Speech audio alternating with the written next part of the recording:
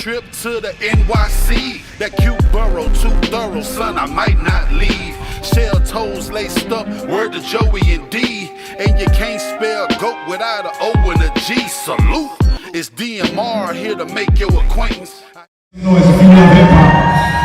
Yeah, my name is Robert Daniels. Welcome to the place to be. Right now, we over here at the Hip Hop Summit, hosted by Ralph McDaniel. Usually chilling with my man DMR. What's good, baby? H-Town in the building, man. How you doing, DJ Mark? All right. Already, man. So, where you originally from, and can you explain a little bit of your childhood as you was growing up?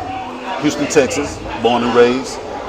Growing up, man, it was a little bit of poverty, man, but it really didn't seem like it, man, because my moms and my grandmother, you know, they was just so strategic about how they spent. So it really never seemed like we was poor, you know what I'm saying? Yeah. But, you know, it's a little bit of poverty in there, man. A lot of positivity, good upbringing and everything, man. It was. Okay, so when was you first introduced to the music world? I would probably say late 70s, you know, with Parliament Funkadelic. But for instance, when it comes to hip hop, when I heard Hard Times by Run DMC in '84, it was it for me, man. And I was 8 years old, and it felt like I knew what was going on. I knew what they was talking about, even though I was so young. But it hit me hard like a ton of bricks, bro. Like Hard Times is spreading just like the flu. Watch out, homeboy, don't let it get you. So, you know, it was a big thing for me, man. But then when '88 came, that's when I kind of like, I felt like I was embraced by the culture in '88, man, because we had Public Enemy, you know, It Takes a Nation of Millions to Hold Us Back, Sonic in full gear, NWA straight out of Compton. So, you know, '88 was when I really felt embraced by hip hop, man, and by the music. Okay, did you used to go to something like the park jams to see the DJs get down? Well, what we had in Houston was skating rinks. So when you go to the skating rink, that's when you would hear all the latest and the greatest when it comes to hip hop. Pee Wee Herman by Joski Love. I remember hearing Sally by Sonic. You know, that's what it was, man. The skating rinks and, you know, and the radio. You know, radio was giving us mainstream, but the skating rink was giving us that underground, that real flavor, you know what I mean? Okay, so what was it like, you know, to interact with your friends at the skating rink, popping off with this real hip hop? Man, it seemed like that's where we would meet up weekly. I had friends that was hip hop heads just like me, so it was kind of like we couldn't wait.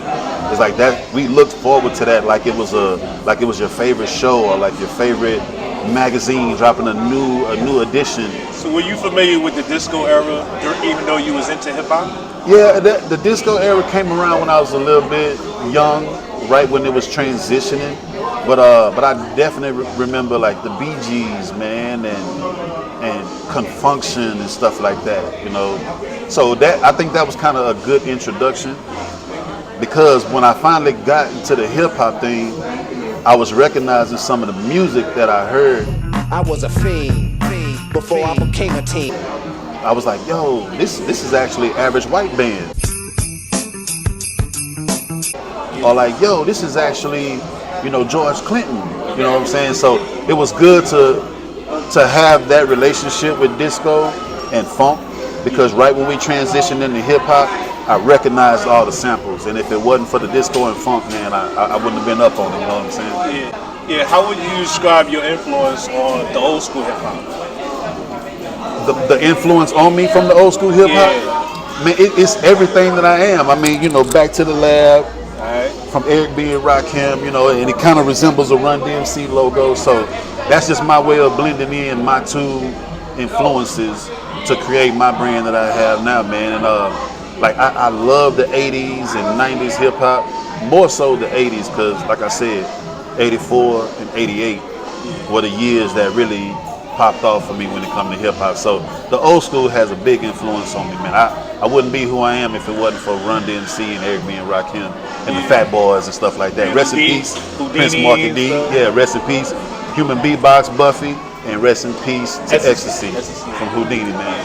So what are your thoughts? How do you felt about the golden era hip hop going straight to the 90s? The golden era, I feel like it kind of prepped us. It prepped us a little bit. Number one, with style, you know, gear-wise. Yeah. Nobody looked alike. If anything, everybody probably had on a Dapper Dan outfit, but it was a different Dapper Dan outfit for each person. Yeah. Your identity when it comes to like your flow, your delivery, ain't nobody sounded the same, man. So I think the 80s prepped me for the 90s because it brought way more flavor. It's like if you love the 80s, then you'll really, really love the 90s, man. The 90s gave us so much flavor, so much variety. And like I said, if it wasn't for the 80s that kind of like prepped us for the different styles and different swags that everybody was going to be coming with, you wouldn't have been ready, man. You would have been ready. So how would you look at hip hop from the 2000s up until now, according to the direction has gone?